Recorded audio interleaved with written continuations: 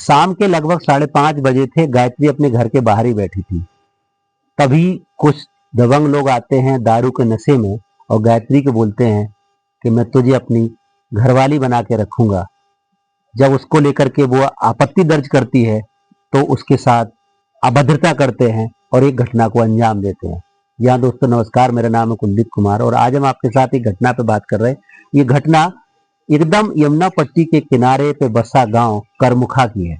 करमुखा की रहने वाली गायत्री जो अपने घर पे ही शाम के समय बैठी हुई थी, तभी इस घटना की वारदात होती है। आज उसी घटना की सच्चाई जानने के लिए हम गायत्री से मिलने आए हैं। गायत्री से ही जानेंगे क्योंकि गायत्री ने इसको लेकर की लंबी लड़ाई लड़ी है।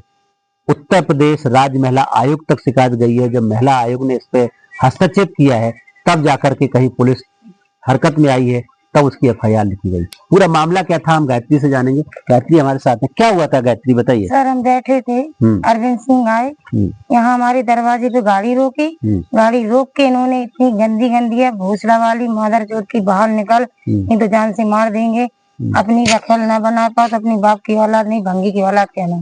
हमको अपनी पत्नी बनाने को कहा तो हमने अपनी छोटी बिटिया नंदिनी को बुलाया कि नंदिनी इनका वीडियो बनाओ। तो नंदिनी ने वीडियो बनाया तो फिर गाली देता रहा। देखते हैं भोसड़ी वाला कौन चमा रहा था इसको बचाने, उसको भी देखेंगे।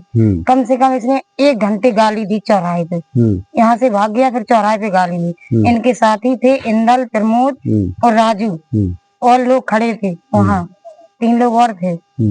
इन्होंने 8 घंटा बराबर 1 घंटा तक गाली दी और 10-10 मिनट पीछे आगे पीछे खड़े हो गए। पहले अरविंद ने गाली दी, फिर उसके बाद राजू आया, राजू के बाद इंदल, इंदल के बाद प्रमोद आया।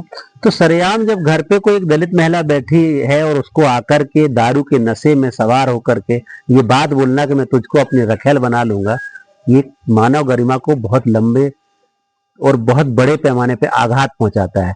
और वो गायत्री जिन्होंने इस अपमान का बदला लिया और उसको लेकर के आगे कार्रवाई के लिए गई। गायत्री जब आपके साथ ये घटना घटी तो फिर आपने क्या स्टेप अपनाया, अपने पुलिस को सूचना करी? घटना घटी तो हमने 181 पे कॉल लगाई। 181 112 वाले आए, उन्होंने यहाँ बेचना की, वहाँ भी गए, वो लोग भाग गए थे। भाग गए, बोले थाने जाना। हम थाने गए तो थाने में हमने एप्लीकेशन दी, बोले इसमें कुछ नहीं हो, कुछ नहीं होगा। हमने प्रूफ लाओ कि हमने प्रूफ भी दिया। दरोगा जी बोले इससे कुछ नहीं होगा, वो रफा दफा कर दिया। और हमारी बिटिया रोशनी थी नहीं घर पे, उसका नाम लिखवा दिया कि इसकी बिटिया ने अरविंद को पकड़ लिया। वहीं से इन्होंने वहीं से ना हमसे पूछा ना कुछ, वहीं की वहीं केस खत्म कर दिया। हम कम से कम 15 दिन भागे दौड़े। अरविंद यादव दरोगा थे, हल्का इंचार्ज, उन्होंने हमको बहुत हड़काया, गंदी गंदी गालियां दी अरविंद ने। पुलिस ने आपको गालियां? हाँ, पुलिस ने गालियां दी हमको। क्या अरविंद दरोगा ने बोला भोसड़ा वाली तू ज्यादा बनती हो गई। और रात में आए जी लोग, वही करीबन 27 घटना हुई। 28 को शाम के वही 7 बजे के लगभग 8 के एसओ साहब आए, इंस्पेक्टर साहब। उन्होंने हमारी बिटिया आ गई थी दूसरे दिन बड़ी वाली, तो उन्होंने फोटो खींची। हमने कि सर जब आपने हमारी एप्लीकेशन नहीं लिखी है तो आप फोटो काहे खींच रहे? बोले हम आपकी मदद करेंगे। इतनी झूठ कह के और उनका मुकदमा रफा दफा कर दिया। जब हम फिर दोबारा गए थाने तो बोले उसमें कुछ नहीं है, कोई सच्चाई नहीं है। आमने सामने लड़ते तो उसमें कुछ सच्चाई आती। हमने सर आमने सामने जाते मर जाते, हम अकेले थे, वो लोग 20 लोग थे, तो आप क्या करते? हमारे बच्चों को चौराहे पे बैठा देते, हमारा पोस्टमार्टम कर देते।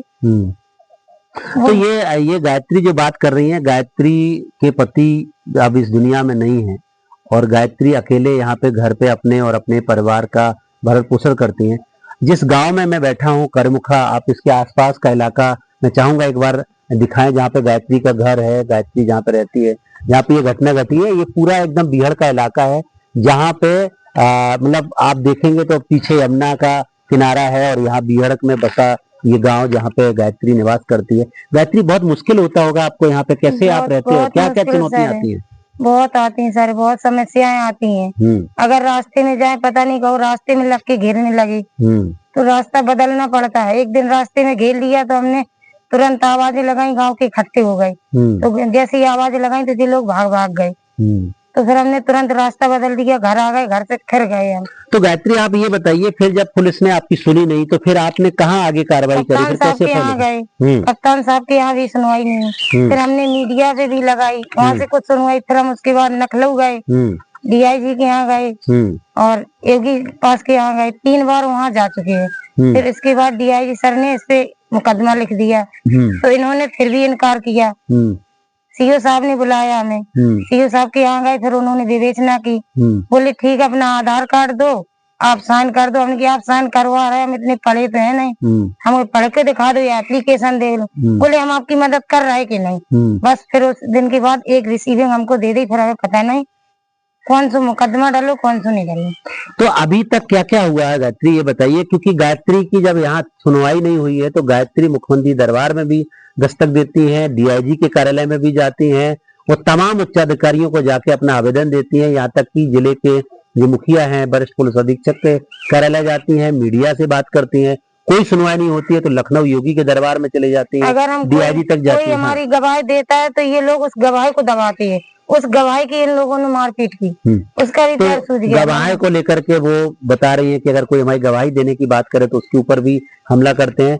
जब ये मामला योगी जी के संज्ञान में जाता है, माननीय मुख्यमंत्री जी के और डीआईजी के साथ, तब वहां से डीआईजी एक ऑर्डर करते हैं इनके एप्लीकेशन पे, तब जाकर के सिरसा कलार थाने में ये एफआईआर पंजीकृत होती है। इस एफआईआर में BNS section 191 sub clause 2, BNS section 351 sub clause 2, BNS section 352 और SC/ST prevention of atrocity act की धारा 32BA के तहत ये मुकदमा पंजीकृत हुआ है। अगर ये पुलिस ही सुन लेती, इसकी तहरीर को अगर आप पढ़ेंगे तो ये तहरीर वही है जो राज्य महिला आयोग को और डीजीपी को उत्तर प्रदेश सरकार को दी गई है, जिसके आधार पर गायत्री की एफआईआर नहीं सुना सर, क्योंकि मेरे पास पैसे नहीं थे। उन्होंने कई बार पैसे मांगे, मेरे पास पैसे नहीं थे। हम अपने 6 बच्चों को पढ़ा लिखा रहे हैं, बिटिया की शादी की है, बिटिया की शादी में भी इन लोगों ने घटना की, सर फोड़ दिया। फिर भी हम एप्लीकेशन लेके गए तो थाने में कुछ सुनवाई नहीं, तो हम शांत हो गए, क्योंकि ये लोग पैसे के दम पे पुलिस को खरीद रहे हैं। हमारे पास पैसे है नहीं। हमने इंस्पेक्टर साहब से बोला आप हमारी मदद करो, हम आपको पैसे नहीं दे पाएंगे, हम गरीब महिलाएं मजदूरी करती है, अपने बच्चों को मजदूरी करके पढ़ा रही है। इंस्पेक्टर साहब ने बोला उसमें कुछ नहीं। हमने किया आपको रिकॉर्डिंग दी, बोले रिकॉर्डिंग में कुछ नहीं है, कहीं उससे कुछ नहीं होगा। जब हम बिल्कुल परास्त हो गए, परेशान हो गए, इन लोगों ने परेशान किया, फिर हम डीआईजी के यहाँ गए बाद में। तो गायत्री अभी एफआईआर हो गई है, पुलिस यहाँ जांच करने आई? अभी तक नहीं आई पुलिस जांच करने। तो आपको अभी क्या डर है, मतलब किस तरीके के माहौल में रह रहे हैं? क्योंकि ये लोग कह रहे हैं कि हम यहाँ तुम्हें रहने नहीं देंगे, गाँव में जान से मार देंगे। जब तक ये मुकदमा लिख नहीं जाएगा तब तक हम संतुष्ट नहीं होंगे। तो अगर ये कल के आपके यहाँ आते हैं, आपको धमकी देते हैं कि गायत्री, क्योंकि आप अकेले रहते हैं, आपके बच्चों की आप देखरेख करते हैं, तो और गांव के बाहर आपका मकान है, तो डर तो हो गई ना कि कहीं ना कहीं हमारे बच्चों को भी मार सकते हैं, हमारे साथ भी गद्दारी कर। पता नहीं हम जा रहे अकेले आते जाते हैं, पता नहीं कब हमको छेड़ने लगे, कब क्या करें, क्योंकि इन्होंने कसम खाई है कि हम अपनी पत्नी बना के रखेंगे। तो हमारे पति गए इसलिए नहीं गए कि हम आपकी पत्नी बन जाएं। हमने ये कहा कि हम आपके साथ ऐसा कभी गद्दारी आप हमारे साथ कर रहे हैं, लेकिन हमारे साथ ऐसा नहीं करना, आपकी बहू लगती है। आप जो स्टोरी देख रहे हैं या गायत्री की जो बात सुन रहे हैं, ये सुनने में आपको अजीब लग सकता है, लेकिन बुंदेलखंड चंबल का इलाका जहाँ पे हम यहाँ बैठे हैं, पीछे औरैया डिस्ट्रिक्ट का किनारा लगता है, ये जालौन डिस्ट्रिक्ट का किनारा है यमुना के किनारे। इसी चंबल में जब कभी एक जमाना हुआ करता था जहाँ फूलन देवी जैसे तमाम लोग पैदा हुए जिन्होंने इस अपमान का बदला लिया, उसी चंबल में आज गायत्री जैसी महिलाओं के साथ सरेआम घर पे आकर के धमकी देते हैं हम तुमको घरवाली बना के रखेंगे, और उसका विरोध करते हैं क्योंकि वो उनकी बहू लगती है, तो उनके ऊपर हमला किया जाता है और एफआईआर पुलिस थाने सुनते नहीं है, लखनऊ तक जाना पड़ता है, तब जाके एफआईआर पंजीकृत होती है। लेकिन गायत्री अपने केस को लेकर संघर्ष कर रही हैं। गायत्री, अगर कल के आपके ऊपर प्रेशर बनता है कि आप समझौता कर लो तो आप क्या करेंगे? सर हमारी जान चली जाए लेकिन समझौता नहीं करेंगे। जब तक जो इन्होंने हमारे साथ जलील हरकत की, इनको दंड नहीं मिलेगा, हम तफ्सिया नहीं करेंगे सर। बिल्कुल। तो ये गायत्री ये बात कह रही है कि हमको न्याय चाहिए, हमारे साथ जो उन्होंने घटना करी है हम उसका कार्रवाई चाहते हैं, जब तक उनको दंड नहीं मिलेगा हम पीछे नहीं हटेंगे। गायत्री, हम आज आपकी ये कहानी तमाम लोगों तक जा रही है। हाँ सर। क्या मांग है, आप क्या चाहती हो? सर हम मांग ये चाहते हैं इन्हें दंडित किया जाए, जाके किसी अबला नारी के साथ ऐसी घटना कभी ना हो। तो गायत्री की मांग यही है कि हम ये चाहते हैं कि हमारी जैसी बहुत सारी महिलाएं हैं, बहुत सारी महिलाएं तो अपनी बात ही नहीं रख पाती हैं, अपनी बात कह नहीं पाती हैं, लेकिन गायत्री वो हिम्मत दिखा रही है। अब उसको सहारा देने कौन आएगा, क्योंकि चंबल के बीहड़ के गांव में अपनी जिंदगी गुजार रही गायत्री, जो अपने मान स्वाभिमान सम्मान के लिए संघर्ष कर रही हैं, जिनको हर दिन ये डर रहता है कि कल क्या होगा, इस डर और भय और के माहौल में गायत्री गुजारा कर रही हैं और इस उम्मीद में बैठी हैं कि हमको न्याय जरूर मिलेगा। ऐसी तमाम दलित महिलाएं रोज संघर्ष कर रही हैं। बहुत सारे संघर्ष आपके सामने आते हैं, बहुत सारे संघर्ष सामने नहीं आ पाते हैं। गायत्री जहाँ पे रह रही है, यहाँ पर आने के लिए भी लोग 10 बार सोचेंगे, क्योंकि चंबल का बीहड़ का गांव है। गांव के एकदम किनारे पे गायत्री रहती है, जहाँ पे उनके साथ इस तरीके की घटना को अंजाम दिया गया। फिलहाल गायत्री अपने मान स्वाभिमान सम्मान के लिए संघर्ष कर रही है और उसको भरोसा है कि उसको एक दिन न्याय जरूर मिलेगा। आज की घटना में इतना ही, कल फिर मिलेंगे एक नई कहानी के साथ। तब तक के लिए नमस्कार, जय भीम, जय संविधान।